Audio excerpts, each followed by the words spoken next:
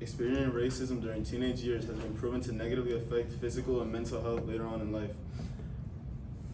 What do you think your life would have been like if you went through this experience at a young age? Hello, my name is Emmanuel Suero. Good morning. Today's research question is, to what extent do racist experiences during teenage years negatively affect them later on in life in the realms of physical and mental health? My argument in regards to this question is, experiencing racism at a young age causes the victims to have tremendously poor physical and mental health, oftentimes leading to chronic illness.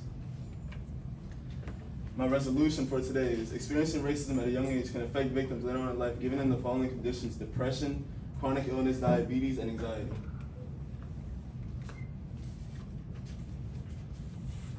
This slide contains a graph showcasing how often students encounter racism at school.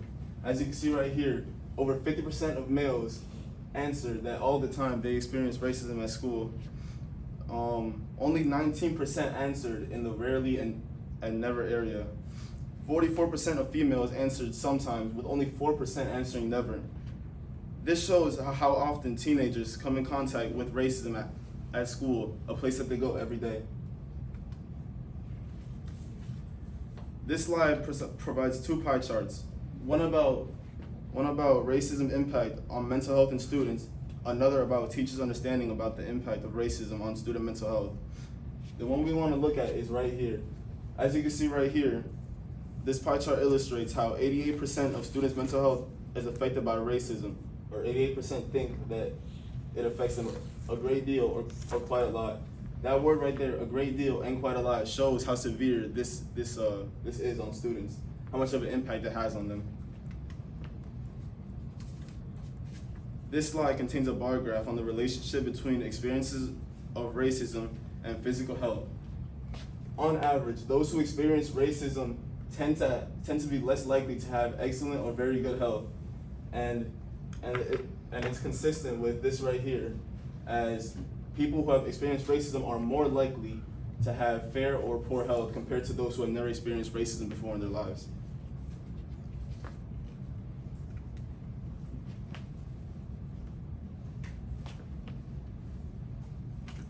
Go over there and hit it over there. What? Oh.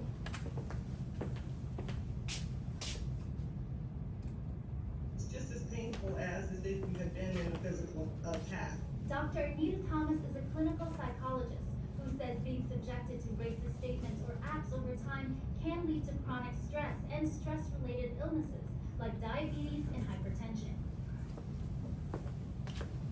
This slide contains a video about Dr. Anita Thomas, a clinical psychologist. She explained how racism is almost as painful as if you're a victim to a physical attack.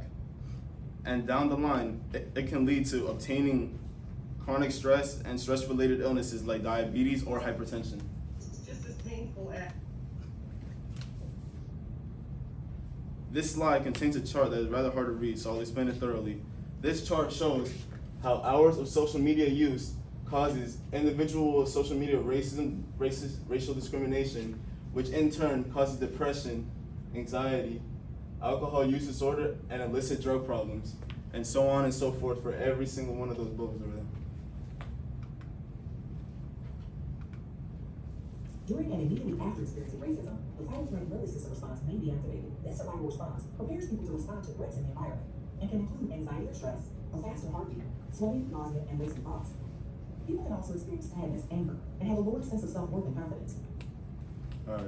This slide contains a video talking about how the immediate response to racism, after experiencing racism, your brain triggers a flight or fight response.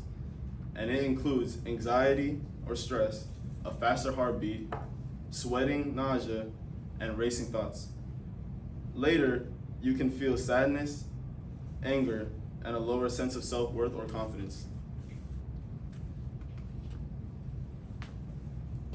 The College Board stimulus source, Confrontation on the Bridge, applies to this topic by using the impact of magnitude. In debate, the impact of magnitude considers factors of severity, size, or extent. This painting, made in 1975, proves that this is a problem that has been around for decades. There are decades worth of victims being consumed by low physical and mental health due to racism.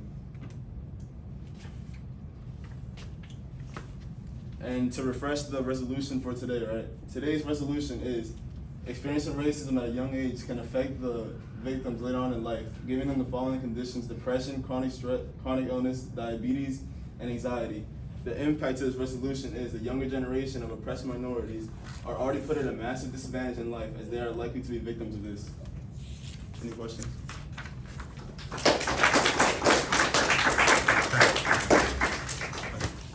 Thank you, sir. All right, first question. How'd your research question kind of evolve as you worked your way through the whole process? All right, well, I started off with a few different topics, and then I asked you for approval, and then you said that I couldn't use them. So then I was looking through the College Board stimulus, trying to find something that was easy to use, because I was already running a pretty long time, considering half my stuff got denied.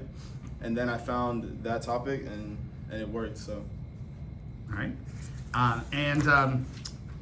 If you had more time, what additional research would you have done? I probably would have expanded more upon cyberbullying, cyber racism, because I feel like that's more in tune with what happens in today's society.